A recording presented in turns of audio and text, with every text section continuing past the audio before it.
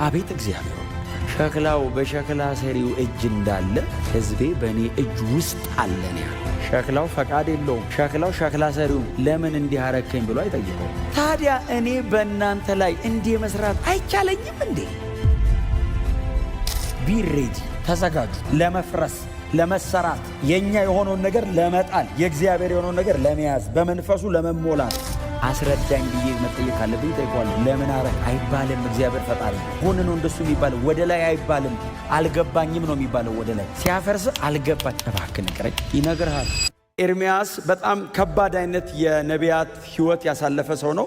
ወደ 4 የሚሆኑ ነገስታት ዘመን ላይ ያገለገለ በጣም ታላቅ የሚባል ነብይ ነው አይደል? በእስራኤል ታሪክ ውስጥ በይሁዳ ካገለገሉ በጣም ታላላቅ ነቢያት መካከል አንዱ ይሄ ነብዩ ኤርምያስ ነው። በራሱ መጽሐፍ ላይ ብቻ ሳይሆን በሌሎች መጽሐፍትም ላይ ነብዩ ኤርምያስ ተብሎ ተጠቅሷል። ባይዘወይ ጌታችን ኢየሱስ ክርስቶስ ከተመሰለባቸው ነገሮች አይደል?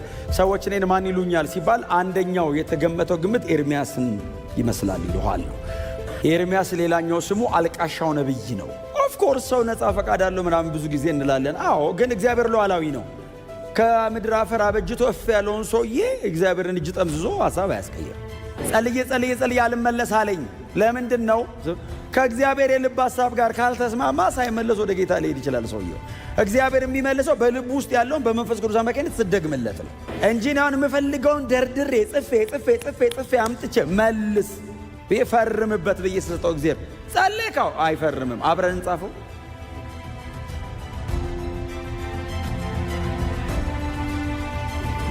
እስቲ ና የቆጭ በል ይሄን እናስተካክለው አብረን ይላል።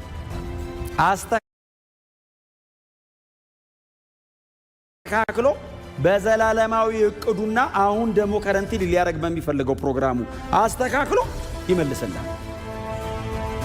ለዛ ከሆነ ጸሎት መንፈስ በማይነገር መቃተትኛ ውስጥ የሚማልደው ነው። ምን ማለት ነው? መንፈስ የእግዚአብሔርን ጥልቅ ነገር ያውቃል። ስለዚህ አሁን ተንበርክከ በመንፈስ መጸለይ ምንድነው ጥቅሙ? በእግዚአብሔር ጥልቅ ነገር ውስጥ ያለውን አምጥቶ ይነግራል። በእግዚአብሔር ልብ ያለውን ስደግምለት እግዚአብሔር ያደርገዋል።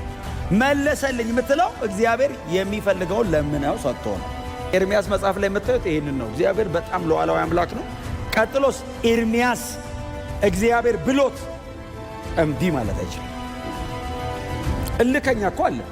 ከእግዚአብሔር እኮ እምቢ ብሎ እኮ የሚሄድ እኮ አለ። የሚሸሽ አልናገርም የምትለኝን ብሎ እኮ አምጾ እኮ የሚሄድ አለ። ኤርምያስስ አይችልም።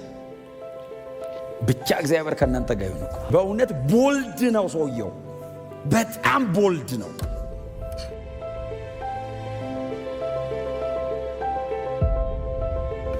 እና እንደነ ሐናንያና ሸማያ ነው ስሙ አንደኛው ሐሰተኛው ነቢይ በጣም ፊት ለፊት የተቃወማቸው በኤርምያስ የንግግር ቃል ሞቱ የተባሉት ነቢያት ማለት ነው። ሞቱ ይላል። እና ኤርምያስንም እግዚአብሔር መጣና ዛሬ መልእክት አለኝ አለው። እሺ እግዚአብሔር ይሰማል ሲል ተነሳለ። ብድግ አለ። ፖተር ሳውስ ሸክላ ሰሪ ቤት ነው መልእክት አለው። ለምን አለው? እዛ ነው መልእክት ያለኝ አለው። እሺ አለ ኤርምያስ ተነሳ እና ወደ ሸክላ ሰሪ ቤት ሄደ። ሸክላ ሰሪው በመንኮራኩሩ ላይ ነው አይደል? ሸክላ ከጭቃ ከአፈር ይሰራል። እየሰራ እያለ ሸክላው በሸክላው ሰሪ እጅ ላይ ተበላሽ። ዲዛይኑ ሌላ ነው። ሸክላ ሰሪ ተበላሸ ማለት ያሰበው እሱን አይደለም። እየሰራው እያለ ሲበላሽ ከባድ ነው ቃሉ። አፍርሶ ሰራው። እጄ ውስጥ ናችሁ ብሎ ያለው እሱ ነው። እየሰራው ተበላሸ፣ ችግር የለውም። አፈረሰው፣ ከባድ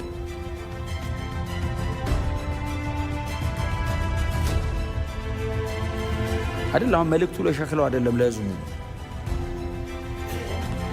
እና እየሰራው እያለ እጁ ላይ ሲበላሽ ሸክላ ሰሪውም ከመንኮራኩሩ ላይ ጭቃውን አንስቶ እንደገና ጨፈለቀ።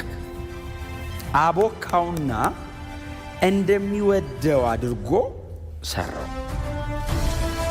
ኤርምያስ ቁጭ ብሎ ያየዋል የሚሰራው። እኔ ሸክላ ሰሪው ሁሌ ይበላሽበት አላውቅም። የዛን ቀን ለምልክት ተብሎ ተበላሽቶበት እንደሆነም አላውቅም። እግዚአብሔር ለኤርምያስ ቁጭ ብሎ ሸክላ ሰሪውን እያየው ድምፅ ተነሳ። ኤርምያስ ሸክላ ሰሪ